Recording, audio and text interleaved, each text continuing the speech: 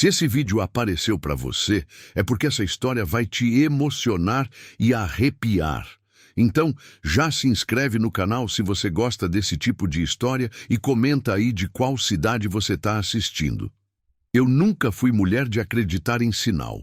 Meu Benedito sempre dizia que eu tinha o coração duro como pedra de rio, daquelas que a água bate e bate durante anos e não consegue afundar. Ele falava isso com orgulho, me achava forte. Eu deixava ele pensar assim, mas pedra de rio afunda sim. Só demora mais. Quando o cartório mandou o papel dizendo que eu havia herdado o rancho do Poço Fundo do meu tio-avô Aristides, eu estava sentada na mesa da cozinha com um café esquentando na caneca e o silêncio do meu marido morto ocupando todos os cantos da casa. Fazia 11 meses que o Benedito tinha ido.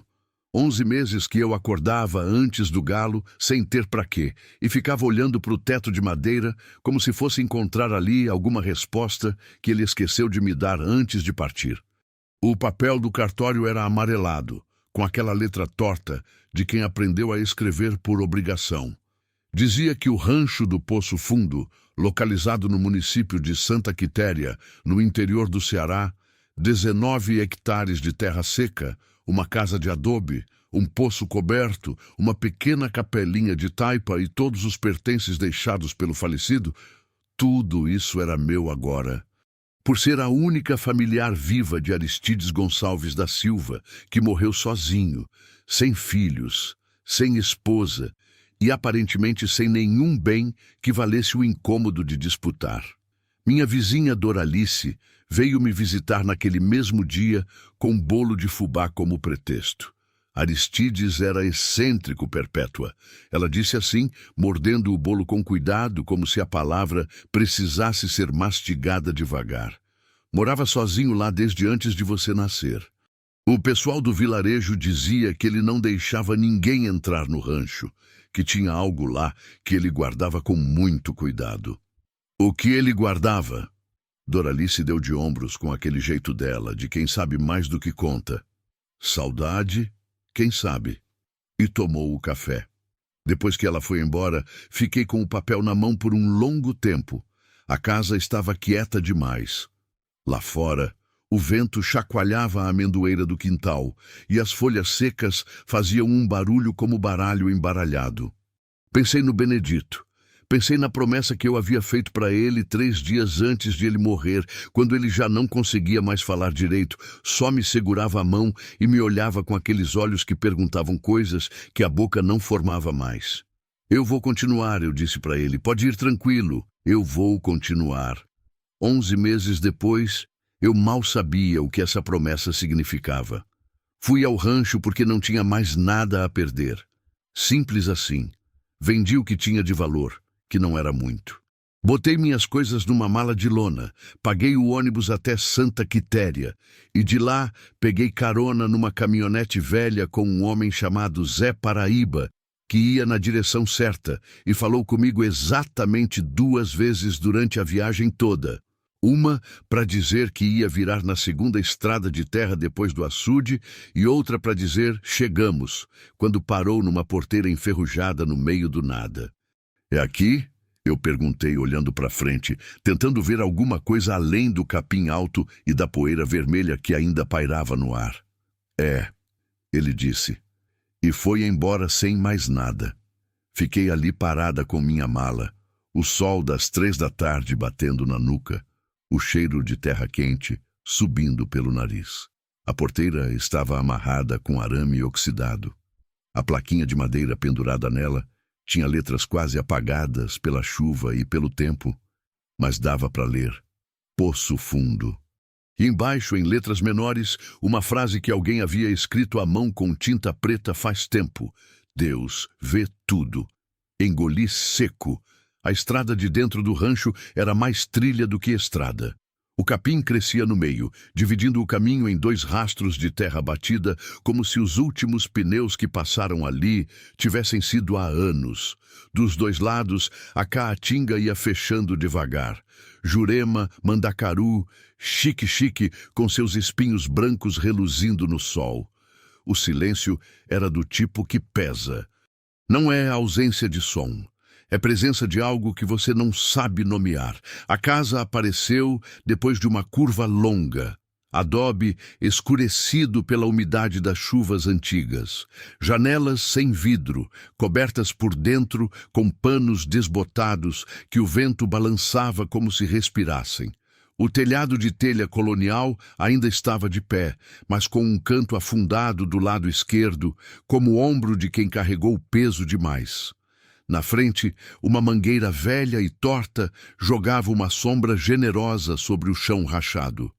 E amarrada no galho mais baixo dessa mangueira, balançando devagar no vento quente da tarde, havia uma fita vermelha, nova, brilhante, como se tivesse sido colocada ali naquele mesmo dia. Eu parei no meio da trilha. Olhei para a fita, olhei para os lados. Não havia ninguém. Só o vento, o barulho seco dos galhos e aquela fita vermelha me olhando de volta. Rancho vazio, tinham me dito no cartório. Faz mais de 2 anos que o velho morreu. Entrei assim mesmo, com a mala na mão e o coração na boca. Porque era isso que me restava. Entrar, continuar, como eu havia prometido. E foi aí que a minha vida, que eu achava que tinha acabado, começou de novo, do jeito mais estranho que eu poderia imaginar. A primeira coisa que me bateu quando empurrei a porta foi o cheiro. Não era cheiro de abandono, daquele ranço fechado de lugar que ninguém abre faz tempo. Mofo, rato, ar parado, era outra coisa. Era cheiro de terra molhada, como se tivesse chovido dentro daquela casa há poucas horas. Mas o céu lá fora estava seco e branco de sol. Misturado com isso, havia algo mais suave, quase adocicado, como flor de jurema depois da chuva de inverno. Aquele cheiro que a caatinga tem quando finalmente respira. Fiquei parada na soleira por um bom tempo. A luz entrava pelas janelas sem vidro, em faixas largas e poeirentas, iluminando o cômodo principal de um jeito que parecia cena de filme antigo. Tudo dourado e suspenso, como se o tempo ali dentro tivesse engrossado e ficasse boiando no ar. Tinha uma mesa de madeira grossa no centro, com 2 cadeiras de couro seco e rachado. Uma prateleira na parede com latas enferrujadas, um terço pendurado num prego e um retrato emoldurado por madeira escura. Me aproximei do retrato. Era uma mulher. Jovem, talvez 30 anos, talvez menos. Foto em preto e branco, daquelas antigas feitas em estúdio, com fundo claro e expressão séria. As pessoas não sorriam nessas fotos naquela época, como se sorrir fosse coisa de quem não entendia o peso da vida. Ela usava um vestido de botões, cabelo preso, olhos que olhavam direto para frente com uma firmeza que me deixou desconfortável. Como se ela estivesse me olhando de volta, como se soubesse que eu ia chegar. Embaixo do retrato, alguém havia escrito a lápis numa tira de papel colada na moldura: Luzinete, 1954. Não reconheci o nome. Aristides nunca foi casado, que eu soubesse. Nunca tive curiosidade de perguntar sobre a vida dele quando era vivo. Essas coisas que a gente lamenta só quando já é tarde demais. Guardei o retrato na memória e continuei explorando. A casa tinha 3 cômodos além da sala. Um quarto com cama de madeira e colchão de palha que alguém havia coberto com um lençol plástico transparente, como se quisesse preservar. Uma cozinha pequena, com fogão de lenha enegrecido, panelas penduradas na parede e uma janelinha que dava para os fundos, onde eu podia ver o quintal tomado pelo mato. E um terceiro cômodo menor, com a porta fechada, trancada com um cadeado que estava mais limpo que tudo o mais na casa. Brilhante quase, como se fosse novo ou fosse conservado com cuidado. Fiquei na frente desse cadeado por um tempo. Sacudi a porta. Firme. Não ia ceder, não. Deixei para lá. Tinha muito mais o que fazer antes de me preocupar com porta trancada. Precisava varrer, precisava ver se o fogão funcionava, precisava encontrar onde ficava o poço que o papel do cartório mencionava. Precisava, antes de tudo, convencer meu próprio corpo de que eu ia dormir ali naquela noite. O poço ficava nos fundos, além do quintal. Eu abri o caminho no mato com um pedaço de cabo de vassoura que achei encostado na parede da cozinha, afastando os ramos de jurema que cresciam na altura do rosto. O chão era de terra vermelha solta, daquele tipo que gruda na sola do sapato e vai junto para todo lugar.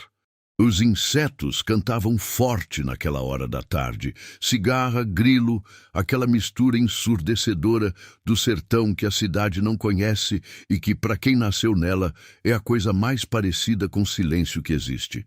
O poço estava coberto, não com uma tampa de madeira comum, não. Estava coberto com uma laje de cimento, dessas fundidas no lugar, com um anel de ferro incrustado no centro. O tipo de cobertura que não se faz para proteger alguém de cair, se faz para ninguém abrir. Em volta da laje, alinhadas com um cuidado que destoava completamente do abandono de todo o resto, havia 7 pedras do tamanho de punho, posicionadas em círculo perfeito. Pedras lisas, escurecidas, como se tivessem ficado muito tempo dentro de água.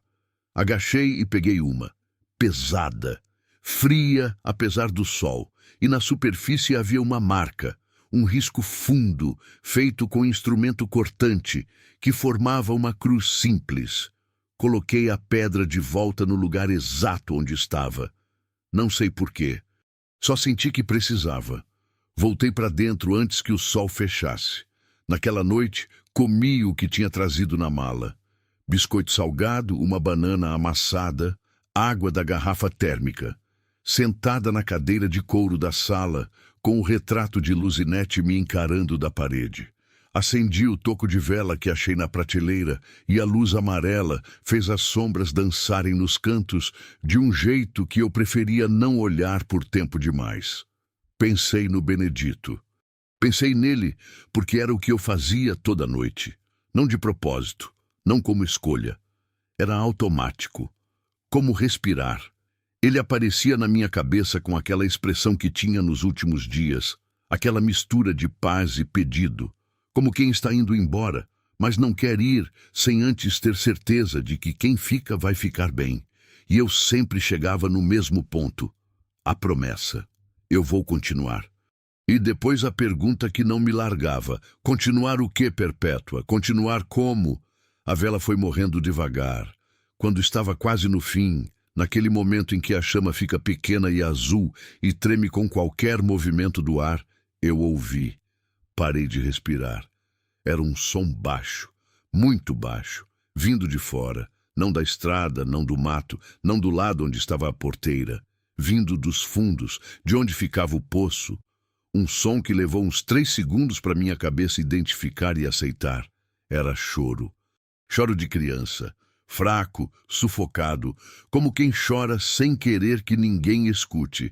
Aquele tipo de choro que parte o coração justamente porque é contido, porque revela que quem chora já aprendeu, cedo demais, que chorar alto não adianta nada. Fiquei petrificada na cadeira. A vela apagou, o quarto ficou completamente escuro, e o choro continuou por mais alguns segundos. 6, 7, 8, e depois parou.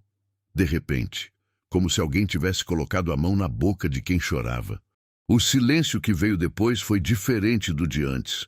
Era um silêncio que sabia de alguma coisa. Fiquei assim, na escuridão, com as mãos apertadas nos joelhos, até a madrugada entrar de vez e o corpo, por puro esgotamento, me render ao sono. Mas antes de dormir, um pensamento atravessou minha cabeça com clareza de raio. Rancho vazio, tinham-me dito. Rancho vazio. Amanheceu com neblina fina e o canto de um bem-te-vi em algum lugar perto da mangueira. Acordei com as costas doendo da cadeira onde havia passado a noite, a boca pastosa, e aquela sensação de quem dormiu, mas não descansou. O tipo de sono que o medo deixa, raso como poça de chuva. Fui até a janela da frente e olhei para o quintal. E parei. Do lado de fora da porteira, sentada no chão com as costas na cerca de madeira, havia uma mulher. Não era velha, mas parecia carregada de anos. cabelo escuro preso com um elástico frouxo, vestido simples de chita azul desbotada, os pés descalços sobre a terra vermelha. Ela não estava olhando para casa. Estava olhando para o lado, para o rumo, onde o sol ainda tentava furar a neblina, com uma expressão que eu reconheci de longe, porque era a mesma que eu via no espelho todo dia. A expressão de quem está esperando alguma coisa que não sabe mais se vem. Atrás dela, quase escondidos atrás da cerca, 2 pares de olhos pequenos me observavam em silêncio. Crianças. 2 crianças descalças, quietas como bichos do mato acostumados com perigo, me olhando pela fresta da porteira enferrujada do rancho do Poço Fundo. Eu respirei fundo, passei a mão no cabelo bagunçado e fui abrir a porta. Ela não se levantou quando eu abri a porta. Ficou sentada do jeito que estava, costas na cerca, pés descalços na terra, olhando para mim com aquela expressão que não era hostilidade, era cautela. A cautela de quem já abriu a porta para gente errada vezes demais e aprendeu que sorrir rápido demais custa caro. As crianças atrás dela se encolheram um pouco mais. O menor, um menino, eu via agora, com uns 5 anos talvez, se agarrou na barra do vestido dela sem tirar os olhos de mim. O silêncio durou mais do que o confortável. Fui eu quem falou primeiro, porque alguém precisava. Bom dia. Minha voz saiu rouca de uma noite mal dormida e eu precisei tossir antes de continuar. Eu sou Perpétua. Herdei esse rancho do meu tio-avô Aristides. Cheguei ontem. Ela me olhou por um tempo ainda. Os olhos dela eram escuros, fundos, daquele tipo que guarda muita coisa em pouca expressão. Então fez um movimento pequeno com a cabeça. Não era concordância, não era discordância, era só reconhecimento. Eu ouvi o que você disse. Como se estivesse processando as informações com cuidado, organizando o que aquilo significava para ela antes de responder qualquer coisa. Eu sei quem você é. A voz dela era baixa, um pouco rouca também, com aquele sotaque fechado do sertão que engole sílabas no meio das palavras. Zé Paraíba falou no vilarejo que você tinha vindo.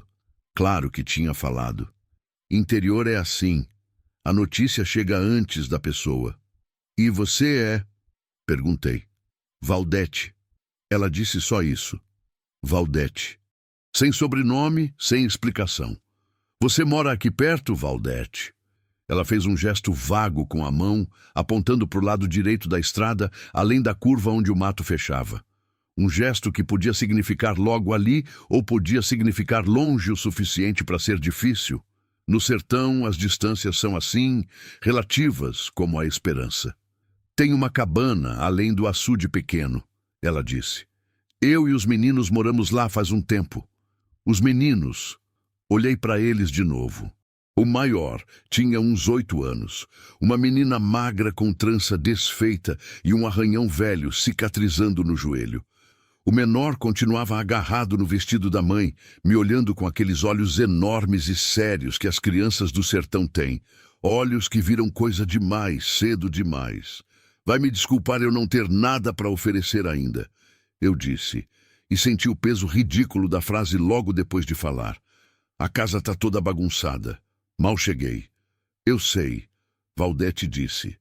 Então, depois de uma pausa que pesou, eu vim porque precisava te ver. Alguma coisa no jeito que ela falou, aquilo me fez ficar quieta. Não era ameaça, não era pedido, era necessidade. A palavra precisava carregava um peso específico que eu reconheci, porque era o mesmo peso que eu colocava nessa palavra quando pensava no Benedito. Me ver por quê? Perguntei. Ela olhou para as crianças. Um olhar rápido, daqueles que as mães dão quando precisam dizer algo que os filhos não devem ouvir. A menina que entendia esse olhar pegou o irmão pela mão sem ser mandada e os dois foram se sentar embaixo da mangueira, a uma distância respeitosa. Valdete se levantou então.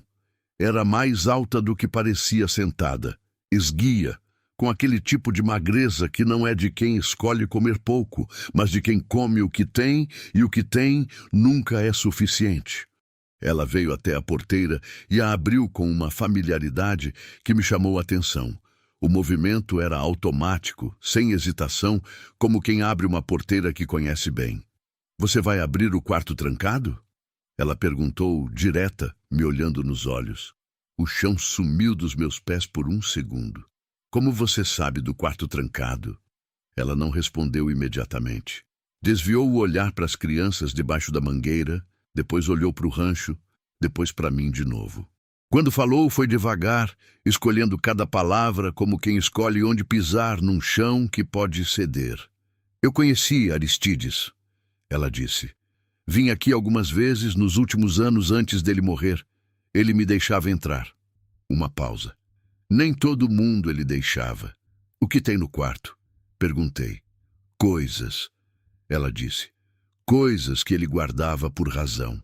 E antes que eu perguntasse mais, ela completou, quase em voz baixa. Coisas que têm a ver com o meu marido. Fiz café no fogão de lenha, que acendeu na terceira tentativa com gravetos que encontrei empilhados do lado de fora da cozinha. Pilha organizada não era de Aristides, devia ser dela. Enquanto o fogo pegava e a água esquentava, Valdete ficou na soleira da cozinha, não entrando nem saindo, como quem ainda não decidiu o nível de confiança que o lugar merece. As crianças ficaram do lado de fora. Às vezes, eu ouvia a voz baixa da menina, inventando alguma brincadeira para o irmão. Servi o café em 2 canecas que encontrei na prateleira. Canecas de alumínio amassadas, mas limpas. Alguém havia lavado essas canecas recentemente. Talvez ela mesma em alguma visita anterior. Seu marido, eu disse, quando me sentei na cadeira e ela finalmente entrou, ficando de pé encostada na parede. Aristides conhecia ele? Conhecia. Valdete segurou a caneca com as 2 mãos, como se precisasse do calor. Meu marido se chamava Erivaldo. Trabalhava nas fazendas da região, igual eu ainda faço quando aparece serviço. Ela olhou para o café. Ele trabalhou aqui no rancho por quase 2 anos. Aristides gostava dele. Dizia que o Erivaldo era o único homem honesto que ele havia conhecido em décadas. Quando ele morreu. Faz 3 anos. A voz não tremeu, mas os dedos apertaram a caneca. Afogado. No açude grande da fazenda Boa Vista, a uns 7 quilômetros daqui. Acidente? Ela me olhou com uma expressão que eu não soube ler completamente. Era alguma coisa entre resposta e pergunta, entre certeza e dúvida. O tipo de olhar que diz essa palavra não cabe direito nessa história. Foi o que disseram. Ela falou devagar. Acidente. O silêncio que veio depois tinha textura. Eu podia quase tocar nele. Aristides ficou muito abalado com a morte do Erivaldo. Valdete continuou depois de um momento. Ele me procurou depois. Veio até a cabana, coisa que nunca tinha feito antes. Ficou lá sentado na porta, sem falar muita coisa, só tomando água. Antes de ir embora, me disse uma coisa que eu nunca esqueci. O que ele disse? Ela respirou fundo. Olhou para o retrato na parede da sala que dava para ver da cozinha. Luzinete, 1954. Ele disse, Valdete, quando eu morrer, vai aparecer alguém de fora. Alguém que vai herdar. Quando aparecer, você fala o nome do Erivaldo. Só isso. Fala o nome dele e espera. Um arrepio subiu pela minha nuca. Não era frio. O dia já estava quente, o sol tinha furado a neblina e batia duro no telhado. Era aquele tipo de arrepio que o corpo dá quando alguma coisa mais antiga que a razão reconhece que está no meio de uma história importante. E você veio, eu disse. Eu vim, ela confirmou. Erivaldo. Ela disse o nome olhando para mim, como se fosse uma senha, como se Aristides tivesse instruído exatamente assim. É isso. Ficamos as 2 em silêncio por um momento que não sei calcular. Lá fora, o bem-te-vi cantou de novo. As crianças riam baixinho de alguma coisa debaixo da mangueira. Um riso pequeno, cauteloso, mas riso. Você tem a chave do cadeado? Perguntei. Valdete colocou a caneca na mesa, enfiou a mão no decote do vestido e tirou um cordão fino de couro com uma chave pequena pendurada. Velha, de ferro escurecido, do tipo que abre cadeados antigos. Aristides me deu essa chave 3 semanas antes de morrer, ela disse. Me disse que eu não podia abrir sozinha, que precisava ser junto com quem herdasse. Olhei para a chave, olhei para ela. Por que precisava ser junto? Ela encostou a chave na mesa entre nós duas, sem soltar o cordão. Porque o que tem lá dentro, ela disse baixinho, pertence às duas. Fomos até o quarto trancado logo depois. As duas, lado a lado, no corredor estreito que cheirava a adobe úmido e tempo parado. Eu carregava a vela acesa, porque aquele corredor não recebia luz natural.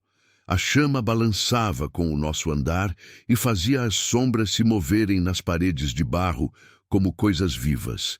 Valdete colocou a chave no cadeado. A mão dela estava firme. A minha, que segurava a vela, não estava.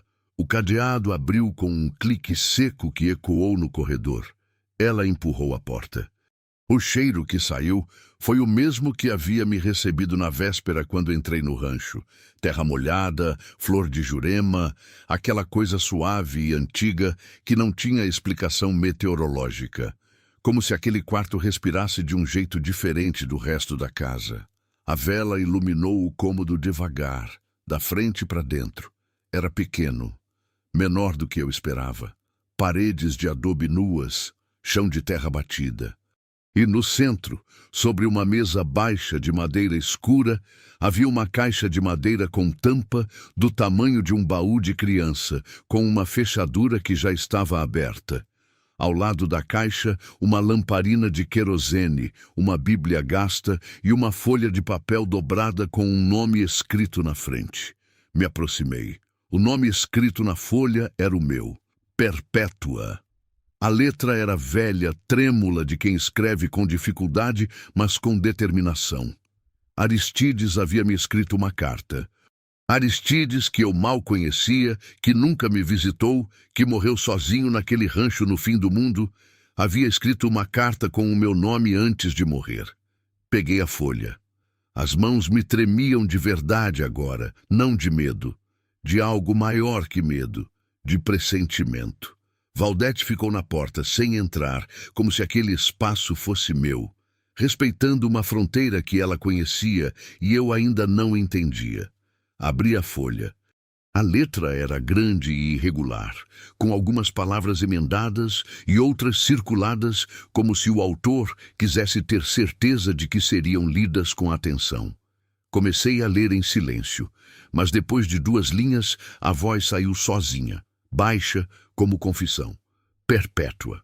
Se você está lendo isso, você veio. Eu sabia que você vinha. Não por profecia, por conhecimento de gente. Você tem o sangue da família, e o sangue da família não abandona o que precisa ser cuidado. Nessa caixa você vai encontrar o que o Erivaldo deixou comigo antes de morrer. Ele não morreu de acidente. Ele morreu porque descobriu uma coisa que certas pessoas não queriam que fosse descoberta. Ele me trouxe as provas.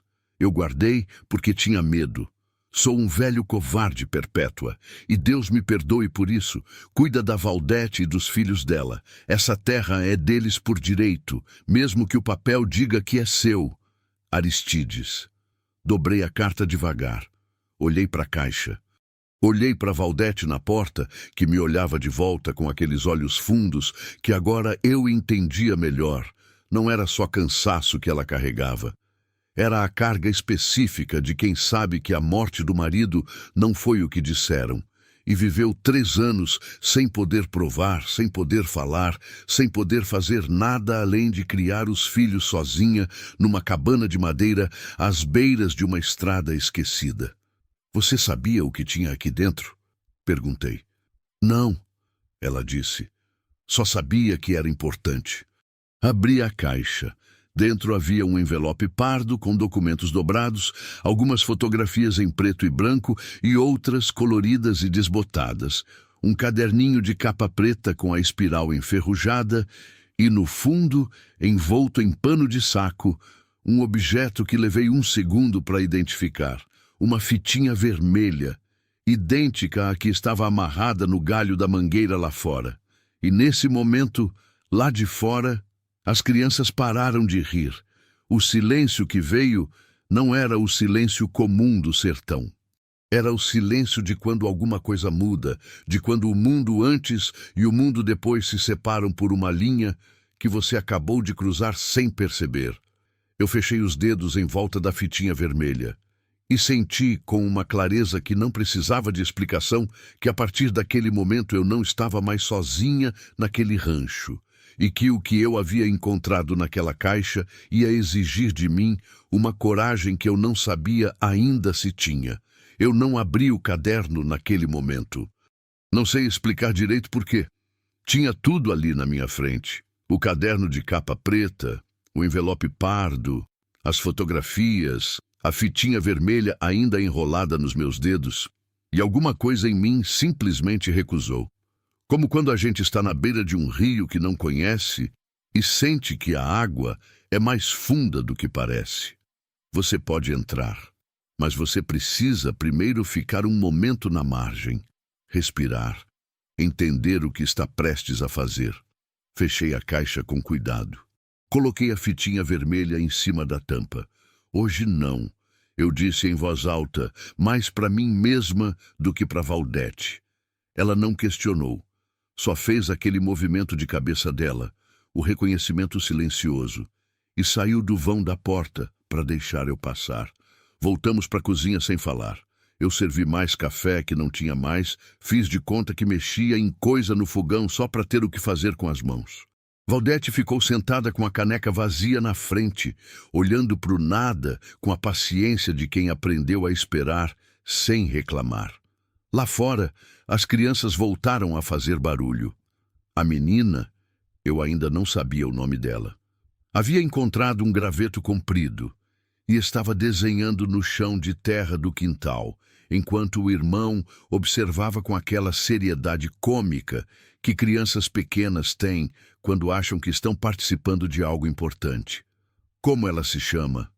Perguntei, apontando pela janela. Marisete, Valdete disse, e o menor é o Dinho, abreviação de Benedito. Algo me apertou no peito quando ouvi aquele nome. Benedito. O nome do meu marido morto saindo da boca daquela mulher num rancho esquecido no meio do sertão, como se o mundo tivesse um senso de humor cruel e delicado ao mesmo tempo. Meu marido também se chamava Benedito, eu disse. Valdete me olhou. Por um segundo, só um segundo, a armadura dela cedeu. Os olhos amoleceram, a linha da boca ficou menos tensa. E eu vi por trás de tudo aquilo a mulher que ela era quando não precisava ser forte.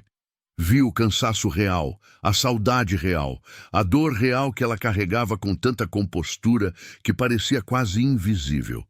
Você também perdeu, ela disse. Não era pergunta. Perdi, confirmei. Ficamos assim por um momento, as duas viúvas numa cozinha de adobe, com café frio e histórias pesadas, unidas por um fio que nenhuma das duas havia escolhido, mas que estava ali, visível e firme como cerca de arame entre dois campos. Fica aqui hoje. Eu disse de repente, sem ter planejado falar isso. Você e os meninos têm cama no quarto. O colchão não é grande coisa, mas é melhor que chão. E amanhã cedo a gente vê esse caderno junto. Valdete ficou me olhando por um tempo longo. Por que você faria isso? Ela perguntou, sem desconfiança dessa vez, com genuína incompreensão. Como quem não está mais acostumado com bondade gratuita e não sabe mais onde ela se encaixa no mundo. Pensei no Benedito. Pensei na promessa. Porque eu precisava de um motivo para continuar. Eu disse, e acho que você apareceu na minha porteira de manhã cedo porque você também precisa. Naquela noite eu ouvi o choro de novo. Só que dessa vez eu sabia que não era do poço. Era do Dinho, o pequeno, que acordou no meio da noite com pesadelo e chorou aquele choro sufocado, contido, igual ao que eu havia escutado na véspera carregado pelo vento da madrugada. Valdete o acalmou em menos de 2 minutos. A voz dela baixa, firme, o tipo de voz de mãe que é em si mesma uma estrutura, uma parede contra o medo. E o silêncio voltou. Fiquei acordada na cadeira da sala, que havia virado minha cama provisória, pensando. Pensei em Aristides. Num velho que viveu sozinho por décadas, naquele rancho com uma caixa trancada num quarto e uma carta escrita para o futuro. Pensei na palavra que ele havia usado na carta. Covarde. Ele se chamou de covarde. Um homem que passou 3 anos sabendo de algo e não fez nada. O que precisaria ter feito? O que ele sabia que o paralisou assim? Pensei em Erivaldo. Um homem que trabalhou nessa terra, que ganhou a confiança de um velho solitário, que descobriu algo e morreu antes de poder fazer alguma coisa com essa descoberta. Não morreu de acidente. As palavras de Aristides, diretas, sem adorno, sem margem de interpretação. E pensei na fitinha vermelha, nova, brilhante, amarrada no galho da mangueira, como se tivesse sido colocada ali naquele mesmo dia em que eu cheguei. Por quem? Aristides estava morto. Valdete disse que não havia entrado no rancho desde o velório dele, meses atrás. Então quem havia amarrado aquela fita? O vento bateu na janela sem vidro e o pano desbotado que servia de cortina se abriu por um segundo, deixando entrar uma faixa de luz de lua que atravessou a sala e iluminou por um instante o retrato de Luzinete na parede. Aqueles olhos sérios, diretos, de 1954. "Quem é você?" Perguntei para ela em voz baixa, me sentindo levemente ridícula. O pano da janela voltou ao lugar. A sala ficou escura de novo. Não houve resposta. Claro que não houve, mas o cheiro de flor de Jurema passou pelo quarto naquele exato momento, suave e sem origem, e eu fechei os olhos e decidi que de manhã eu ia abrir aquele caderno. Amanheceu bonito. Essa é uma verdade que o sertão esconde dos de fora, que a caatinga de manhã cedo, antes do calor endurecer o ar, é uma das coisas mais bonitas que existem no Brasil. A luz entra rente ao chão, dourada e inclinada, e cada planta espinhosa vira silhueta de ouro contra o céu que ainda não decidiu se é azul ou rosa. Os pássaros fazem um barulho enorme e alegre, completamente desproporcionado ao tamanho deles. E a terra vermelha, que de tarde parece só pó e dureza, de manhã tem uma cor quase viva, quase úmida, como se estivesse acabada de ser feita. Marisete acordou primeiro.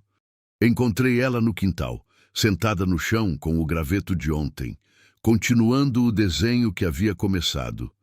Me aproximei para ver o que era.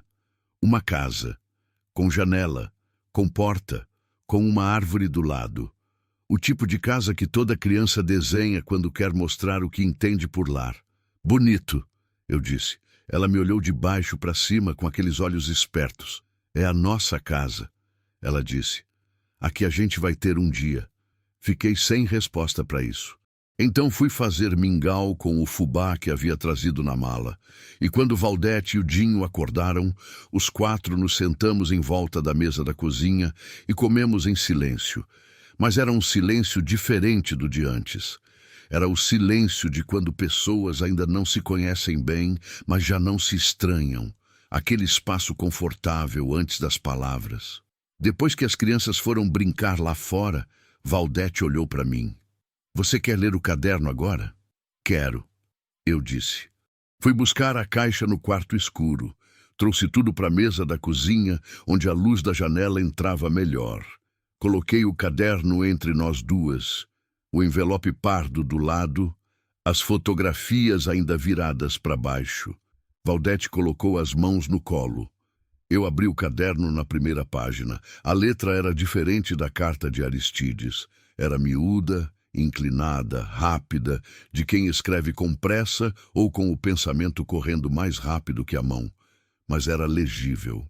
E começava sem título, sem data, direto. Se alguém achar esse caderno e eu não estiver mais aqui para contar, então as coisas que eu temia que acontecessem já aconteceram. Meu nome é Erivaldo Santos da Conceição e eu trabalhei no Rancho do Poço Fundo por 1 ano e 8 meses, a serviço do seu Aristides. Escrevo isso porque vi algo que não podia ter visto, e porque a única forma de uma coisa dessas não morrer junto com a pessoa é ela deixar registrado em algum lugar. Parei de ler. Olhei para Valdete. Ela estava olhando para o caderno com aquela expressão fechada, os lábios apertados, as mãos agora entrelaçadas sobre a mesa com os nós dos dedos brancos de força. "Quer que eu continue?" Perguntei. "Continua", ela disse. Voz firme, olhos brilhando, mas firmes. Continuei. "Tudo começou quando seu Aristides me pediu para limpar o entorno do poço nos fundos do rancho. Ele disse que queria retirar o mato que estava crescendo em volta da laje de cimento. Serviço simples de enxada. Eu fui. Era começo de tarde, sol quente, ninguém mais no rancho além de nós dois.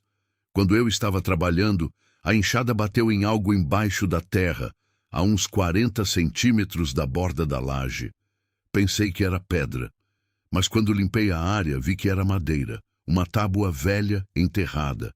Chamei seu Aristides. Ele veio, olhou e a cor saiu do rosto dele de um jeito que me assustou.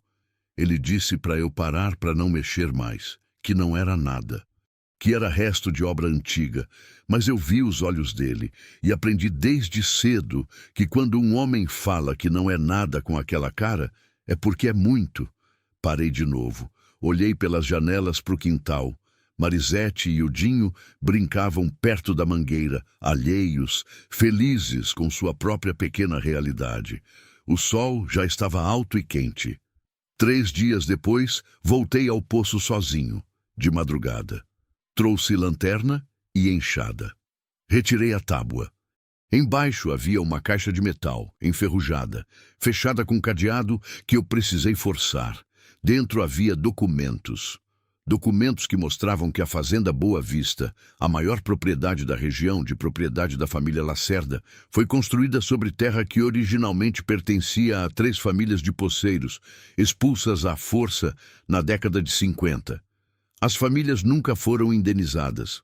Os documentos originais de posse foram falsificados. E havia nomes.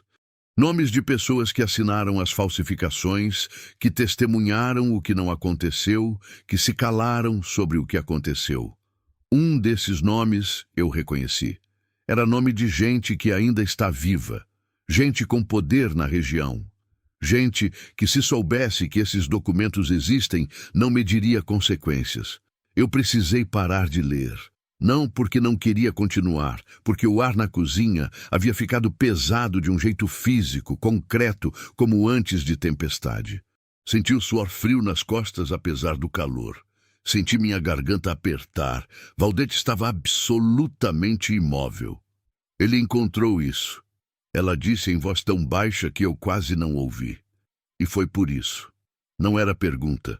Era a peça final de um quebra-cabeça que ela havia carregado por 3 anos sem ter a imagem completa. A confirmação daquilo que ela sabia no fundo, naquele lugar onde a gente sabe as coisas antes de ter prova. Aquele lugar que é instinto ou fé, ou simplesmente amor que se recusa a aceitar mentira. O marido dela havia morrido porque descobriu documentos que comprometiam gente poderosa, e aqueles documentos estavam naquela caixa de madeira sobre a nossa mesa. Abri o envelope pardo. Eram os documentos, páginas amareladas, escritas à máquina, com carimbos e assinaturas. Contratos, declarações, registros de cartório. O tipo de papel que no Brasil tem peso de lei quando é verdadeiro e peso de morte quando revela o que deveria ter ficado enterrado. E as fotografias. Peguei as fotos. Eram 8 no total. Algumas antigas, em preto e branco, mostravam famílias, grupos de pessoas na frente de casas simples, num cenário que parecia ser a mesma região, só que décadas atrás. Em outras, mais recentes, coloridas e desbotadas, havia imagens do próprio poço, tiradas de noite à luz de lanterna, mostrando a caixa de metal antes de ser aberta, os documentos espalhados no chão de terra. Erivaldo havia fotografado tudo, e a última foto me fez segurar o fôlego. Era uma foto de um homem. Um homem de uns 60 anos, bem vestido para os padrões da região, camisa social, chapéu de couro. Ele estava de pé na frente de uma porteira que eu reconheci imediatamente. A porteira do rancho do Poço Fundo. Embaixo da foto, na letra miúda e inclinada do Erivaldo, 3 palavras escritas à caneta. Ele sabe que eu sei. Foi nesse exato momento que escutamos o som. Uma caminhonete, vindo pela estrada de terra. O ronco do motor reverberando no silêncio do sertão de uma maneira que pareceu amplificado, ominoso, errado naquela hora da manhã, naquela estrada que ninguém usava.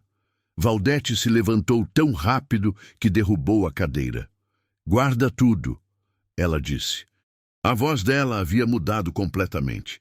Era outra voz, urgente, assustada, uma voz que conhecia aquele som de caminhonete e o que ele podia significar. "Guarda tudo agora, Perpétua." Eu varri tudo de volta para a caixa com as mãos trêmulas. Fechei a tampa. Me levantei. "Quem é?" perguntei. Ela já estava na janela, olhando pela fresta do pano com cuidado de não ser vista de fora. Os olhos dela, quando se viraram para mim, tinham um brilho que eu reconheci de um jeito instintivo, primitivo, o brilho do medo real, não do medo de coisa desconhecida, mas do medo de coisa que você conhece muito bem. "Pega os meninos", ela disse. "Pelo amor de Deus, vai buscar os meninos." Eu fui. Saí pela porta dos fundos, contornei a casa pelo lado, cheguei na mangueira onde Marisete e o Dinho estavam brincando. Peguei o Dinho no colo sem explicação, peguei a mão da Marisete e trouxe os dois para dentro antes que a caminhonete chegasse na porteira. A caminhonete parou do lado de fora. O motor desligou, e o silêncio que veio depois foi o silêncio mais carregado que eu havia sentido na minha vida inteira. O silêncio durou talvez 30 segundos. 30 segundos que pareceram ter a densidade de horas, daquelas horas compridas que a gente passa esperando o resultado de médico ou notícia ruim que já sabe que vai chegar, mas ainda não chegou. Eu estava encostada na parede do corredor, com o Dinho no colo. A Marisete colada no meu lado, a mão dela apertada na minha com uma força que não combinava com o tamanho dela. Valdete estava na janela da sala, de lado, olhando pela fresta com um cuidado tão preciso que parecia ensaiado. E talvez fosse. Talvez ela já tivesse ficado assim outras vezes, olhando pela fresta de alguma janela, esperando saber se o perigo parava do lado de fora ou resolvia entrar. O Dinho não fazia barulho. Ficou quieto no meu colo com a cabeça encostada no meu ombro, como se soubesse, com aquela sabedoria animal das crianças pequenas, que o momento pedia silêncio. Senti o peso quente do corpo dele, o cheiro de cabelo de criança que dormiu suado, e por um segundo absurdo pensei no Benedito. Pensei em como ele teria querido filhos e eu havia adiado, sempre adiado, achando que havia tempo, que havia amanhã, e o amanhã foi embora junto com ele. Só um. Valdete murmurou da janela, tão baixo que eu li nos lábios mais do que ouvi. Só tem um homem na caminhonete. Um era melhor que 2 ou 3. Mas um homem errado no lugar errado ainda é uma equação perigosa. Ouvi a porteira ser empurrada, o range do ferro enferrujado que eu havia empurrado também na véspera. Passos na terra, lentos, sem pressa. O passo de quem não está com medo. O passo de quem chega a um lugar achando que tem direito de estar ali. 3 batidas na porta, firmes, espaçadas. Não o bater ansioso de quem precisa de ajuda, não o bater educado de quem pede licença. O bater de quem manda. Valdete e eu nos olhamos pelo corredor. Ela fez um gesto com a cabeça. Você. Era minha casa. Era meu nome no papel do cartório. Era minha porta. Respirei fundo. Coloquei o Dinho no chão com cuidado. Segurei o rosto dele nas minhas mãos por um segundo e olhei nos olhos dele até ele entender que precisava ficar quieto. Ele entendeu. Fui até a porta. Abri. O homem que estava do lado de fora tinha uns 55 anos, talvez 60. Não era o mesmo da fotografia. Esse era mais novo, mais largo de ombros, com aquela constituição física de quem trabalhou pesado a vida toda e depois parou de trabalhar, mas guardou a estrutura. Usava calça de tergal, camisa xadrez de manga comprida, mesmo no calor, e um chapéu de palha que tirou quando a porta abriu. Um gesto de educação que destoava completamente de tudo o que eu estava sentindo naquele momento. Rosto queimado de sol, bigode grisalho aparado, olhos pequenos e claros, daquele castanho desbotado que o sertão faz nas pessoas, e que naqueles olhos específicos tinha algo que me fez ficar na soleira em vez de recuar um passo. Uma avaliação. Ele estava me avaliando com aqueles olhos pequenos, rápido e discreto, do jeito que homens acostumados a negociar avaliam a pessoa do outro lado antes de abrir a boca. "Bom dia", ele disse. A voz era grave, pausada, com aquele sotaque sertanejo que arrasta levemente as vogais. "A senhora deve ser a Perpétua, filha do finado Aristides." "Sobrinha", eu corrigi, seca. "Sobrinha neta. E a senhora é tratamento de velha. Me chama de Perpétua mesmo."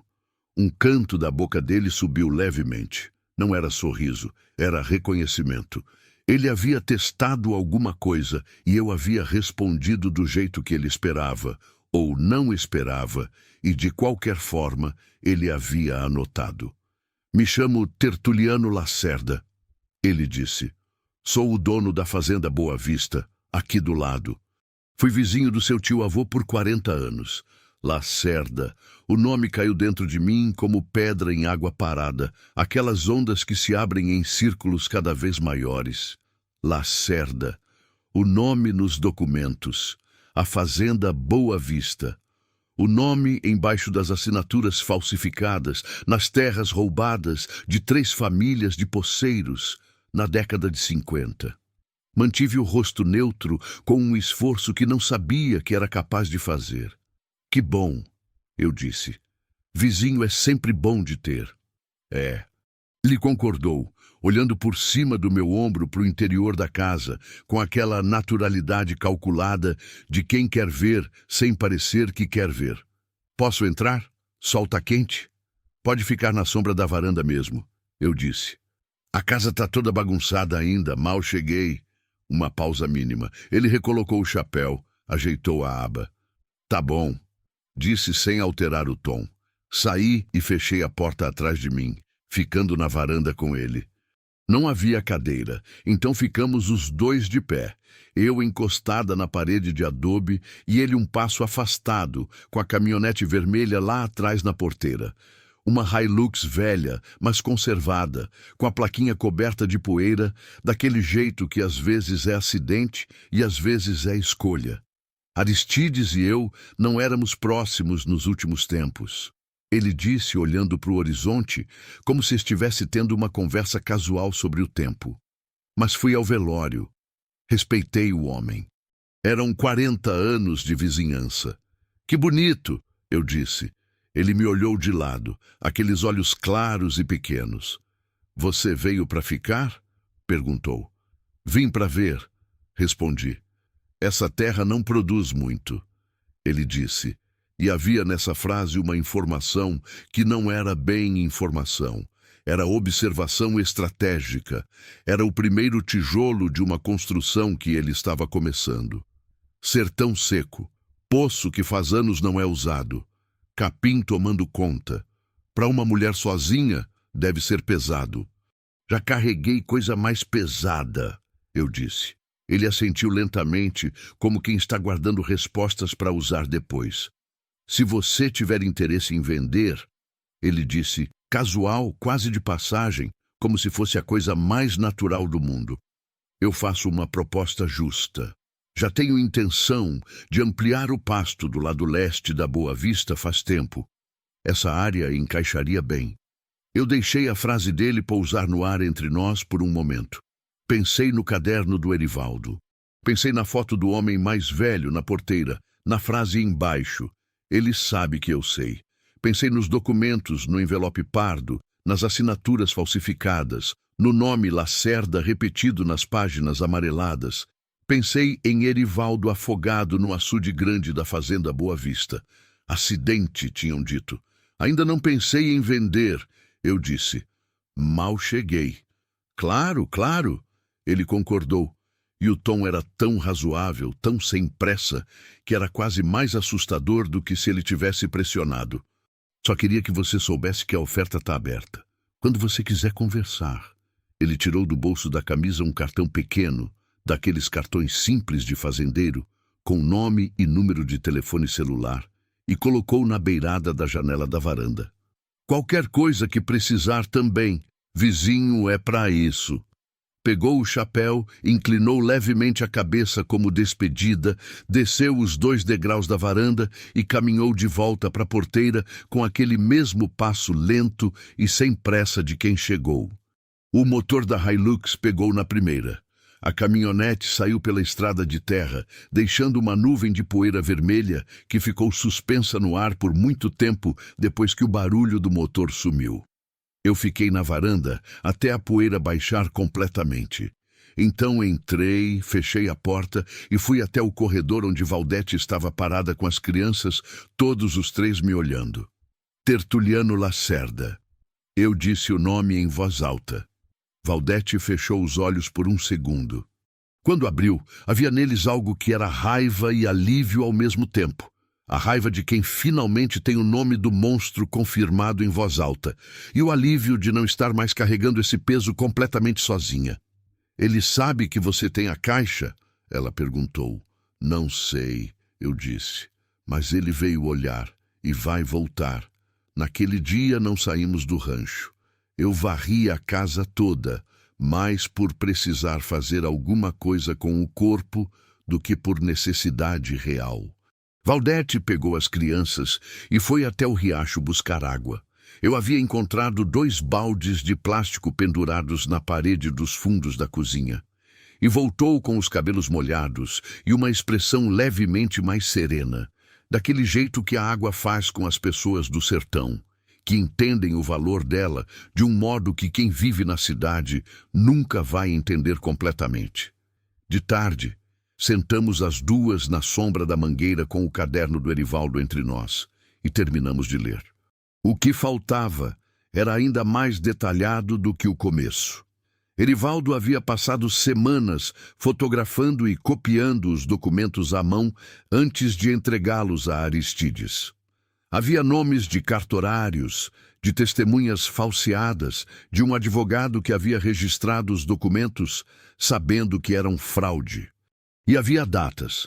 As datas mostravam que o esquema havia começado com o pai de Tertuliano, Juvenal Lacerda, na década de 50, e que Tertuliano havia continuado e ampliado, tomando mais terra ao longo dos anos com métodos que o caderno descrevia com uma precisão que só podia vir de quem havia investigado com cuidado e coragem. No final do caderno, na última página, o Erivaldo havia escrito: levei esses documentos para o seu Aristides, porque ele é o único homem na região que eu confiaria com isso. Ele conheceu as famílias que foram expulsas. Uma delas era a família da Luzinete, que foi noiva dele quando jovem. Ele nunca esqueceu. Eu acho que, no fundo, ele sempre soube que havia algo errado com aquelas terras, e carregar esse peso por décadas foi o que fez ele se fechar do mundo do jeito que se fechou. Esses documentos são a verdade que ele precisava encontrar e não tinha coragem de procurar. Talvez com eles ele consiga fazer o que precisa ser feito. Eu farei minha parte. Que Deus me proteja. Luzinete. Olhei para o rancho. Pensei no retrato na parede da sala. A mulher jovem, séria, 1954. A família dela havia sido expulsa das terras pelos Lacerda. E Aristides havia passado décadas naquele rancho, sozinho, guardando essa história no peito, como quem guarda a brasa, que não mata, mas não para de queimar. Ele amava ela. Eu disse, mas para mim mesma, amava. Valdete confirmou, com aquela simplicidade de quem conhecia essa parte da história. Ele me contou. Disse que Luzinete foi embora com a família quando a terra foi tomada. Ele tinha 20 e poucos anos, nunca a encontrou de novo. Nunca soube se ela ainda vivia. O sol estava descendo. A luz ficou naquela cor de fim de tarde que o sertão faz melhor do que qualquer lugar. Laranja profundo virando roxo nas bordas, o céu todo em chamas quietas acima da caatinga escurecida. As cigarras cantavam com toda a força antes do silêncio da noite. Pensei em tudo que estava nas minhas mãos, documentos que podiam destruir um homem poderoso, provas da morte de um homem que tinha mulher e filhos. Uma viúva e 2 crianças que viviam numa cabana de madeira sem ter para onde ir se o dono da fazenda, Boa Vista, decidisse que era hora de limpar os arredores. E um rancho que esse mesmo homem havia passado pela manhã querendo comprar com uma naturalidade que era, eu entendia agora completamente, muito mais ameaça do que oferta. E do outro lado da equação, eu, perpétua, viúva, sem filhos, sem família por perto. Num rancho desconhecido no meio do sertão do Ceará, com uma mala de lona, pouco dinheiro e uma promessa feita a um morto de continuar sem saber exatamente como. Às vezes a vida é irônica de um jeito que beira a crueldade. Eu havia chegado àquele rancho sem esperança e havia encontrado exatamente o oposto da paz que procurava. Havia encontrado uma história que exigia de mim, urgentemente, que eu decidisse que tipo de mulher eu era. Não a mulher do passado. Não a mulher do luto. A mulher do agora. Que você vai fazer? Valdete perguntou, olhando para o horizonte. A pergunta era simples. A resposta não era. Não sei ainda. Eu disse com honestidade. Mas sei o que eu não vou fazer. Ela me olhou. Não vou vender esse rancho, eu disse, e não vou enterrar o que ele deixou para ser encontrado. Valdete ficou quieta por um longo momento. O Dinho adormeceu no colo dela enquanto conversávamos, e ela ajeitou ele com aquele gesto automático de mãe, que não precisa de atenção para acontecer. A Marisete estava encostada no tronco da mangueira atrás de nós, olhando para o pôr do sol com aquela expressão séria e contemplativa que a fazia parecer mais velha do que era. Tem um padre, Valdete disse de repente, em Santa Quitéria, Padre Inácio. Homem velho, mas de confiança. Aristides confiava nele. Uma pausa. Se você vai fazer o que eu acho que vai fazer, vai precisar de alguém que conheça a região, alguém que não tenha medo do Lacerda. Esse padre não tem medo? Valdete fez aquele gesto de ombros dela. Ele tem 80 anos e já enterrou quase todo mundo que conhecia. Ela disse. Medo não é mais o problema dele. Naquela noite o calor não aliviou. Deitei no colchão de palha do quarto. Cedi a cama para Valdete e as crianças. Fiz minha própria cama com o cobertor no chão do quarto menor, que ainda cheirava aquele cheiro de terra molhada que eu havia parado de tentar explicar. E fiquei olhando para o teto de telha com os olhos abertos, escutando o sertão à noite. O sertão à noite tem seus próprios sons. Grilo, sapo no açude longe. O vento passando pelos galhos da caatinga com um sussurro que às vezes, se você está no estado de espírito certo ou errado, parece voz. O couro das telhas esfriando e estralando levemente. Um boi mugindo em alguma fazenda distante. O som viajando quilômetros pelo ar parado da madrugada. Eu estava quase dormindo quando ouvi. Não era choro dessa vez. Era batida. 3 batidas lentas, espaçadas, vindas da parede dos fundos do quarto. Do lado de fora. Do lado onde ficava o poço. Sentei na hora. Coração disparado.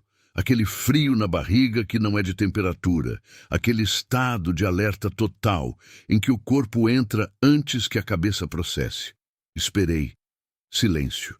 Depois mais 3 batidas, idênticas, espaçadas do mesmo jeito, com o mesmo intervalo entre elas, como marcação de metrônomo, como alguém sinalizando, como código. Me levantei devagar, sem fazer barulho. Peguei o toco de vela do chão, mas não acendi. Luz chamaria a atenção de quem estivesse do lado de fora. Fui até a janelinha da cozinha que dava para os fundos, a única janela que tinha um ângulo para ver o poço. Me postei do lado da janela, de costas na parede, respirando devagar. Esperei que os olhos se acostumassem com o escuro. A noite lá fora era de lua alta, daquelas luas do sertão que iluminam quase tudo. A caatinga virava prata e sombra, cada planta com sua silhueta própria, o chão de terra branco de lua com manchas escuras das pedras e dos galhos caídos. E no entorno do poço. As 7 pedras estavam no lugar. Eu podia ver o círculo delas, claras no chão iluminado. Mas havia uma 8ª pedra, colocada do lado de fora do círculo, a uns 2 metros de distância, com um objeto em cima que eu precisei forçar os olhos por um bom tempo para identificar. Era uma vela, apagada. Mas havia uma vela sobre aquela pedra que não estava ali naquela tarde, quando eu havia olhado pela janela enquanto varria. Alguém havia estado no quintal do meu rancho enquanto eu dormia. Alguém que conhecia aquele círculo de pedras, que sabia o que significava, que havia acrescentado uma pedra e colocado uma vela apagada como mensagem. E eu não sabia ainda se era aviso, se era ameaça ou se era outra coisa completamente. Fiquei na janela até o dia clarear. Não voltei a dormir.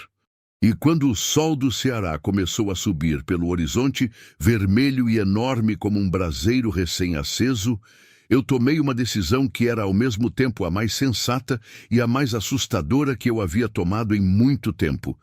Ia até Santa Quitéria falar com o Padre Inácio, mas antes de qualquer outra coisa, ia desenterrar o que estava embaixo da laje do poço. Porque se havia alguém visitando esse rancho à noite, deixando sinais em volta daquele poço, então o que Erivaldo havia descrito no caderno, a caixa de metal, os documentos, não era tudo que estava lá embaixo, e eu precisava saber o que mais aquele poço guardava antes que outra pessoa chegasse para verificar. Acordei Valdete antes do sol terminar de subir. Não precisei falar muito. Entrei no quarto, coloquei a mão no ombro dela com cuidado de não acordar as crianças, e quando ela abriu os olhos, eu mostrei pela janela a direção do poço, sem dizer palavra. Ela olhou, viu a pedra nova, viu a vela em cima, fechou os olhos por 2 segundos, não de sono, de aceitação, e se levantou. Deixamos as crianças dormindo. Fomos as 2 para o quintal naquela luz cor de brasa que o Ceará tem antes das 6 da manhã, quando o sol ainda está rente ao chão e o ar tem uma frescura mentirosa que vai embora assim que ele sobe mais um palmo.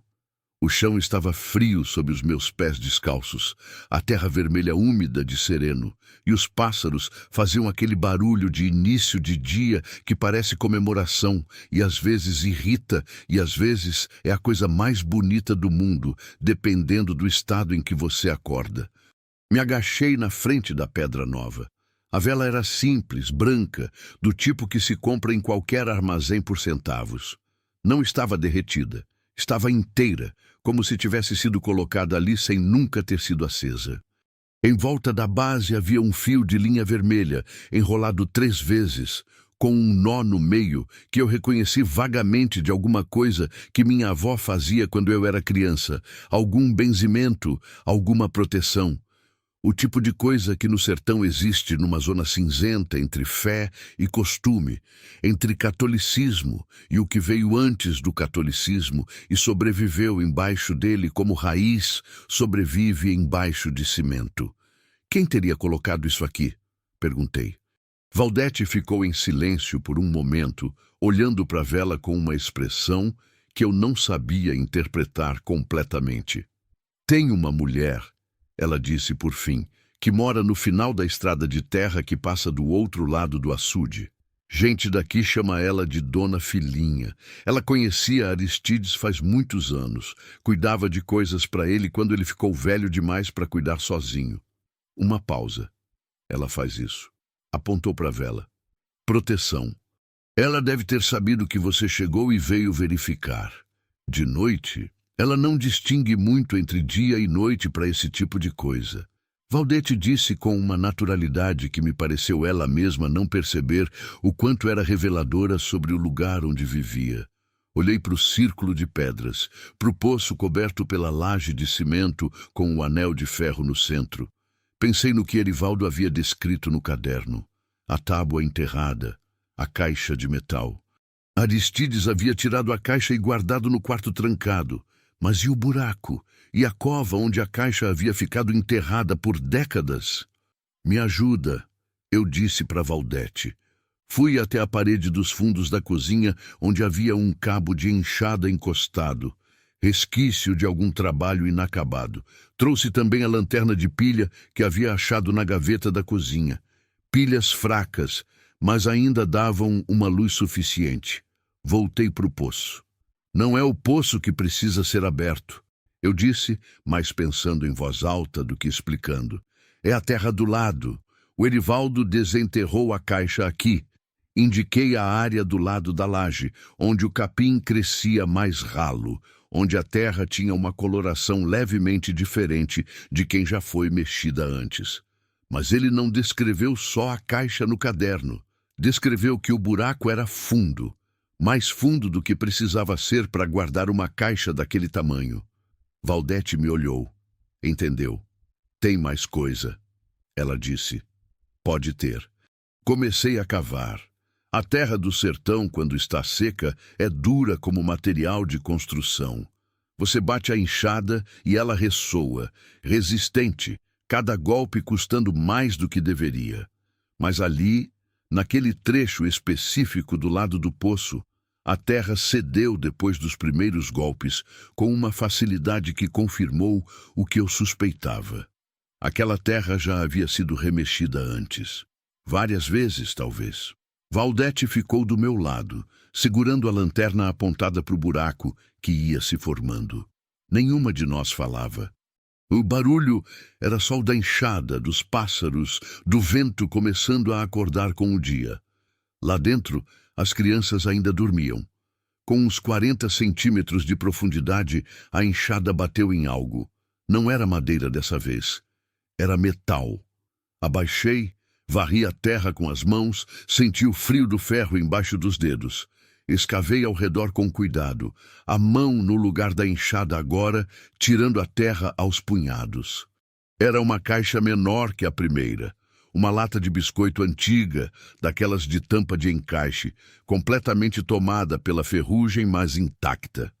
Envolvi ela com as duas mãos e puxei. Saiu com o som surdo de quem estava enterrada há muito tempo. Fiquei de cócoras no buraco, segurando a lata com a terra até os joelhos e o coração batendo num ritmo que eu sentia na garganta. Valdete baixou a lanterna para iluminar. A tampa estava enferrujada, mas não soldada. Forcei com os polegares, uma vez, duas vezes, e na terceira ela cedeu com um estalo que pareceu enorme no silêncio da manhã. Dentro havia papel, não documentos como os outros. Era uma carta dobrada muitas vezes, escrita em papel de caderno pautado, a tinta desbotada, mas legível. E embaixo da carta, envolta em pano de saco encerado que havia preservado melhor que tudo o mais, uma fotografia. Peguei a fotografia primeiro. Eram dois jovens. Uma moça e um rapaz, de mãos dadas, na frente de uma igrejinha simples de cidade do interior. Ela usava vestido claro, ele usava paletó escuro, largo demais para ele, ambos sérios como mandam as fotos antigas. Mas havia alguma coisa nos olhos dos dois que as regras da fotografia daquela época não conseguiram conter completamente. Uma luz, uma leveza. O jeito que as pessoas ficam quando estão felizes e não têm ainda motivo para desconfiar que a felicidade pode ser provisória. Reconheci a moça. Era Luzinete, mais jovem do que no retrato da sala, mas era ela, aqueles olhos diretos, aquela firmeza na expressão. E o rapaz do lado dela, de paletó largo e olhar luminoso, era Aristides. Aristides jovem. Aristides antes de décadas de solidão, num rancho do fim do mundo. Aristides no dia, eu entendia agora, em que havia pedido essa moça em casamento, ou em que essa moça havia prometido algo para ele, ou em que os dois ainda acreditavam que o futuro era um lugar onde podiam morar juntos. As mãos me tremiam de um jeito diferente de antes. Não era medo, era aquela comoção específica de quando a gente toca de repente numa dor que não é sua, mas que reconhece. Porque dor de amor perdido não tem endereço fixo, ela mora em todo o coração que já amou e perdeu. E quando você a encontra no avesso de outro ser humano, ela ressoa como sino. Abri a carta. A letra era diferente de tudo que eu havia lido naquela caixa. Era uma letra feminina, miúda e inclinada para a direita, cuidadosa como de quem escreve, sabendo que cada palavra precisa durar. Comecei a ler em voz alta, sem conseguir não. Aristides meu, se um dia você encontrar isso aqui, é porque a vida nos separou de um jeito que eu não queria e que eu nunca escolhi. Minha família vai embora amanhã cedo. Meu pai diz que não tem como ficar, que a terra não é mais nossa e que homem que luta contra a lacerda sozinho não acaba bem. Ele tem medo e eu entendo o medo dele. Mas o meu coração não entende por que isso precisa me custar você. Estou enterrando essa carta aqui no lugar que a gente sempre ficava. Você sabe qual é? Você vai saber encontrar, porque não tenho coragem de te dar na mão. Se eu te vejo na cara quando entrego isso, eu não consigo ir. E eu preciso ir porque meu pai precisa de mim e meus irmãos são pequenos ainda. Mas eu quero que você saiba uma coisa que vai levar comigo onde eu for. O que aconteceu com a terra da minha família não foi acidente e não foi justo, e algum dia alguém vai precisar de coragem para dizer isso em voz alta. Eu não tenho essa coragem hoje. Meu pai não tem, mas eu acredito que um dia alguém vai ter. Cuida dessa terra, Aristides. Ela guarda memória. Terra guarda tudo que a gente enterra nela. O ruim e o bom junto. Com todo o amor que coube em mim, Luzinete. Fevereiro de 1954. Acabei de ler, e o silêncio que veio depois era o tipo que pede respeito. Valdete estava chorando, não com som. As lágrimas desciam pelo rosto dela em silêncio, com aquela dignidade particular de quem chora sem se dobrar. Ela estava chorando por Luzinete, que havia escrito essa carta com 16 ou 17 anos e ido embora sem saber se seria encontrada. Estava chorando por Aristides, que havia passado décadas naquele rancho, sabendo ou não sabendo que essa carta estava enterrada ali, carregando uma culpa que não era dele, mas que ele havia adotado assim mesmo, como os homens às vezes adotam a culpa pelo que não conseguem impedir. Estava chorando por Erivaldo, que havia sido honesto num lugar e numa época em que honestidade tem preço. E eu estava chorando também, eu percebi, sem ter decidido. Chorava pelo Benedito, chorava pela promessa. Chorava por essa estranha corrente de pessoas perdidas e coisas enterradas e amores que a vida não deixou terminar do jeito que mereciam. Essa corrente que de alguma forma havia me puxado de uma cozinha vazia numa cidade do interior até um rancho no sertão do Ceará, até um buraco do lado de um poço coberto, até uma carta de 1954 que havia esperado 70 anos por alguém que soubesse o que fazer com ela. Fomos a Santa Quitéria naquele mesmo dia. Valdete arrumou as crianças. Eu guardei a caixa de madeira com todos os documentos e o caderno do Erivaldo dentro da mala de lona. Coloquei a mala no fundo de um saco de estopa, junto com o milho velho que encontrei no galpão. Disfarce improvisado de quem nunca havia precisado disfarçar coisa nenhuma na vida. Tranquei o rancho. Amarrei a porteira com arame novo que achei na prateleira do galpão. A fita vermelha na mangueira balançou quando passamos por baixo dela. Eu olhei para ela. Pensei em deixar pendurada, pensei em tirar, deixei. Parecia certo. Parecia que ela havia sido colocada ali para alguma coisa ainda em curso. Pegamos carona com um caminhoneiro de farinha que passava pela estrada às 7 da manhã. A Marisete e o Dinho subiram na cabine com os olhos arregalados de criança que nunca andou em caminhão. E por uns 20 minutos esqueceram completamente o peso que os adultos ao redor deles carregavam. Santa Quitéria tinha a cara das cidades do interior cearense. Uma praça com chafariz seco, uma farmácia, um açougue, uma escola com muro pintado de azul desbotado e uma igreja de pedra no centro que parecia a coisa mais sólida e antiga de tudo, como se a cidade tivesse crescido ao redor dela como planta em volta de tronco. Padre Inácio morava nos fundos da igreja, numa casinha de 2 cômodos com jardim de cactos e uma cadeira de balanço na varanda onde ele estava sentado quando chegamos, com um livro no colo e um copo de caldo de cana na mão, como se estivesse nos esperando, o que me fez pensar que talvez a dona Filhinha tivesse seus próprios meios de comunicação que não dependiam de telefone. Era velho de verdade, 80 anos vividos sem poupar, o rosto mapeado de rugas profundas, o cabelo branco ralo, mas os olhos por trás dos óculos de arame eram vivos e atentos, com uma intensidade que fazia você se sentir lido antes de abrir a boca. Olhou para nós 4, olhou para a mala de lona no meu braço, fechou o livro. Eu estava me perguntando quando viriam, ele disse. Ficamos na casinha do Padre Inácio por quase 3 horas. Ele leu os documentos com cuidado de advogado, virando cada página devagar, voltando em trechos, comparando datas. Leu o caderno do Erivaldo do começo ao fim sem parar. Olhou as fotografias. E, quando acabou, fechou tudo com uma calma que eu invejei profundamente naquele momento, porque minhas mãos ainda não haviam parado de tremer desde o poço. Aristides me procurou uma vez. O padre disse, olhando para a janela que dava para o muro do jardim de cactos. Faz uns 4 anos. Veio aqui, sentou nessa mesma cadeira onde você está e ficou me olhando por um tempo sem falar. Quando finalmente falou, disse que estava carregando uma coisa pesada e que não sabia se tinha o direito de passar esse peso para frente. Eu disse para ele que às vezes carregar sozinho não é virtude, é covardia disfarçada de cuidado. Ele foi embora sem responder.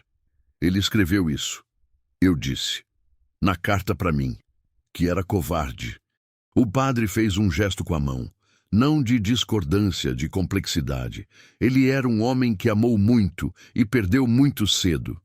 O padre disse, esse tipo de perda às vezes faz a gente se encolher para o mundo por medo de perder de novo. Não é covardia no sentido comum, é ferida que não cicatrizou bem. Ele me olhou por cima dos óculos. Você entende isso, não entende? Entendi. Entendia com o corpo inteiro. O que você pode fazer com isso? Perguntei, tocando na borda dos documentos. Ele cruzou as mãos sobre a mesa com aquela calma de 80 anos. Tenho um sobrinho em Fortaleza, ele disse. Promotor, homem de bem, coisa rara. Uma pausa. Esses documentos nas mãos certas abrem processo. Não rápido. A justiça desse país não é rápida, você sabe, mas abre, e processo aberto é luz. E Tertuliano Lacerda, com toda a fazenda e todo o dinheiro e todo o poder que tem na região, tem muito medo de luz. Esse tipo sempre tem. E enquanto o processo não abre, Valdete perguntou. Era a primeira vez que ela falava desde que chegamos. A voz dela estava firme, mas havia uma pergunta embaixo da pergunta. E nós enquanto isso? E meus filhos? O padre a olhou com uma atenção que parecia carinho. Enquanto isso, ele disse, vocês ficam no rancho. As 2. Olhou para mim. Você tem papel. Você tem nome no cartório. Ninguém tira você dali enquanto você não quiser sair. E Tertuliano Lacerda sabe que processo contra fazendeiro que assedia viúva em posse legal de terra vai muito mal na imprensa da capital. Um canto da boca subiu num sorriso que era quase malicioso. 80 anos me ensinaram que gente poderosa tem muito medo de 2 coisas, luz e ridículo. Voltamos para o rancho de tarde. O sol estava naquela posição que transforma tudo em ouro. A caatinga, a poeira da estrada, o adobe da casa, a mangueira velha com a fita vermelha no galho. As crianças desceram da carona correndo para o quintal como se já fosse delas. E, de certo modo, já era. De certo modo, havia sido desde antes de eu chegar, desde que elas haviam sentado embaixo daquela mangueira no dia em que Valdete veio me esperar na porteira. Parei na entrada do rancho, olhei para a plaquinha de madeira com as letras quase apagadas. Poço Fundo. E embaixo, Deus vê tudo. Eu havia lido essa frase como advertência quando cheguei. Agora lia diferente, não como ameaça, como promessa. Deus vê tudo. O bem enterrado, o mal disfarçado, a carta que esperou 70 anos, o amor que nunca teve direito de terminar, a morte que foi chamada de acidente, a mulher que criou os filhos sozinha numa cabana de madeira e nunca parou de acreditar que a verdade existia em algum lugar mesmo sem poder provar. Deus vê tudo. E às vezes manda uma viúva de mala de lona para desenterrar o que precisa ser encontrado. Entrei. Fui direto à sala e parei na frente do retrato de Luzinete. A foto dela aos 15 anos que eu havia tirado da lata enferrujada, eu coloquei ao lado do retrato maior, encostada na moldura. Agora havia duas Luzinetes na parede. A jovem de 1954, séria e luminosa, e a mais jovem ainda, de mãos dadas com Aristides na frente de uma igrejinha, sem saber ainda o que estava prestes a perder. Alguém vai fazer o que precisa ser feito, eu disse para ela em voz baixa. Demorou, mas alguém vai fazer. Aqueles olhos diretos me olharam de volta sem resposta. Mas havia neles, eu achei, ou precisei achar que às vezes é a mesma coisa, algo que era paz. A paz de quem finalmente pode descansar. Naquela noite, depois que as crianças dormiram e a casa ficou quieta, eu e Valdete sentamos na varanda. O céu do sertão à noite é obscenamente generoso com as estrelas. Não tem luz de cidade para apagar, não tem névoa de poluição, não tem prédio tampando o horizonte. É só você e o céu inteiro, do chão ao infinito, aberto como promessa cumprida. As estrelas no Ceará parecem mais perto do que em qualquer outro lugar que eu já estive, como se o sertão e o céu tivessem um acordo particular, uma intimidade construída em séculos de gente levantando os olhos para cima quando a terra estava seca demais para oferecer qualquer consolo. Ficamos em silêncio por um tempo que não precisei medir. Você vai ficar? Valdete perguntou por fim. Não era pressão. Era a pergunta honesta de quem precisava saber, de quem havia aprendido a não contar com nada antes de ter certeza. Pensei por um momento. Olhei para o céu. Pensei no Benedito, não com aquela dor aguda de antes, mas com aquela saudade mais mansa que vem quando o luto amadurece, quando você consegue finalmente pensar na pessoa, sem só sentir a ausência dela. Quando você começa a sentir também a presença, a continuidade, o jeito que os mortos que amamos continuam existindo em tudo que somos depois deles.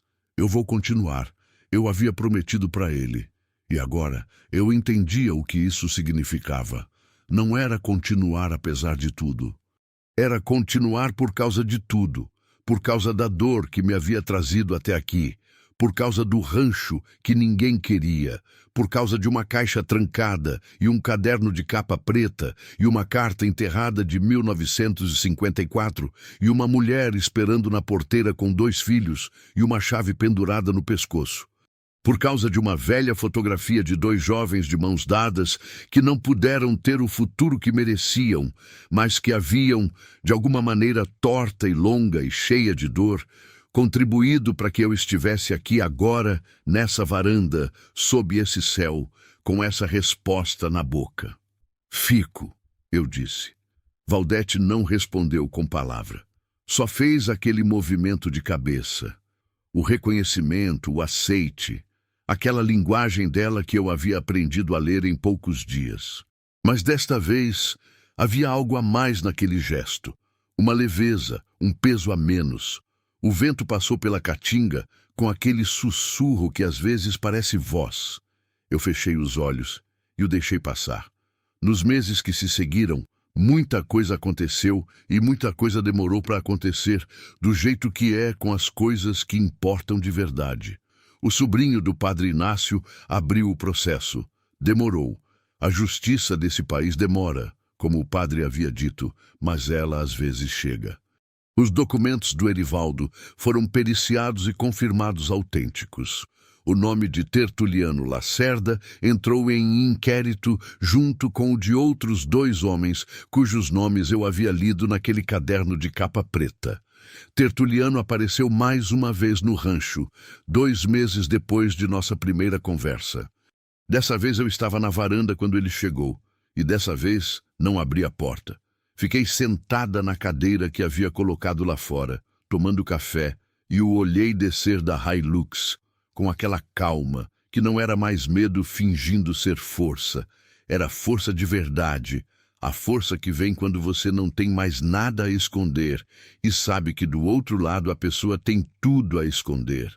Ele ficou do lado de fora da porteira. Me olhou por um momento longo. A proposta ainda está aberta. Ele disse: a terra não está à venda, eu disse. Ele olhou para o rancho, para o quintal onde a Marisete desenhava no chão, para a mangueira com a fita vermelha. Seu rosto não revelou nada, mas os olhos revelaram. Aquela avaliação de antes havia cedido lugar a outra coisa. A consciência de que a equação havia mudado e ele ainda estava calculando como. Foi embora sem mais nada. Nunca mais voltou pessoalmente. Faz 2 anos agora que eu cheguei no rancho do Poço Fundo com uma mala de lona e uma promessa que não sabia como cumprir. O rancho tem outra cara, não nova. Tem cara de lugar que foi cuidado. Tem horta nos fundos, o telhado consertado, a cerca levantada, o galpão limpo com 2 galinhas poedeiras e um galo que acorda o mundo todo dia. Tem uma cama de verdade no quarto onde eu durmo. Tem cortina de chita na janela da sala. Tem o fogão de lenha que funciona bem quando você aprende os caprichos dele. E tem uma família. Valdete e as crianças ficaram. A cabana de madeira deles está vazia agora, de volta ao mato que começa a reabsorver ela devagar, como a terra faz com tudo que fica parado tempo demais. A Marisete vai para a escola em Santa Quitéria às segundas e quartas, de carona com o leite. O Dinho aprendeu a falar o nome das estrelas que o padre Inácio ensinou para ele numa tarde de visita. Valdete cuida da horta com um carinho que me faz pensar que plantar coisas sempre foi vocação dela. Só que ela nunca havia tido terra suficiente ou segurança suficiente para exercer. E eu acordo todo dia antes do galo, como sempre, mas agora não fico olhando para o teto. Fico na varanda com o café, esperando o sol do Ceará subir naquele jeito dele. Devagar, enorme, vermelho. E penso no Benedito, e penso no Aristides, e penso na Luzinete, e na carta que esperou 70 anos. E penso em tudo que a vida enterra e em tudo que ela eventualmente manda alguém desenterrar. O retrato de Luzinete ainda está na parede da sala. A foto pequena dos 2 jovens de mãos dadas, encostada na moldura do lado. Às vezes, a Marisete para na frente deles e pergunta quem são. Eu digo, são as pessoas que tornaram esse lugar possível. Ela aceita essa resposta com aquela seriedade dela, de quem ainda vai crescer e entender as camadas do que foi dito. O poço continua coberto pela laje de cimento. Eu não abri e não vou abrir. Algumas coisas foram feitas para guardar, não segredo, não vergonha, mas memória. O tipo de memória que precisa ficar em algum lugar físico para não se perder completamente. O tipo de memória que a terra guarda melhor que qualquer papel. As 7 pedras continuam no círculo. A 8ª, que a dona Filinha colocou naquela noite, ficou do lado de fora. Ela veio nos visitar uma semana depois de tudo. Uma mulherzinha pequena de cabelo branco e mãos ásperas como casca de angico, e explicou que a pedra de fora era proteção para quem havia chegado de novo, para quem havia entrado no círculo sem saber. Para mim. Eu agradeci sem questionar o método. Nessa vida que eu tenho agora, aprendi que fé e razão dividem o mesmo terreiro com mais paz do que as pessoas de cidade acreditam ser possível. Que o inexplicável às vezes não precisa ser explicado, precisa ser respeitado.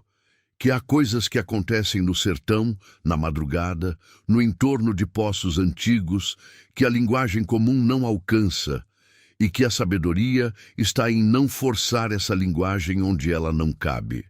Não sei se o choro que ouvi na primeira noite era o Dinho, carregado pelo vento daquela forma estranha. Não sei quem amarrou a fita vermelha no galho da mangueira antes de eu chegar. Não sei se Aristides sabia que a carta da Luzinete estava enterrada do lado do poço e nunca foi buscar porque não suportaria o peso dela, ou se ele genuinamente não sabia e passou a vida inteira a metros daquela palavra com todo o amor que coube em mim sem nunca tê-la lido. Não sei essas coisas.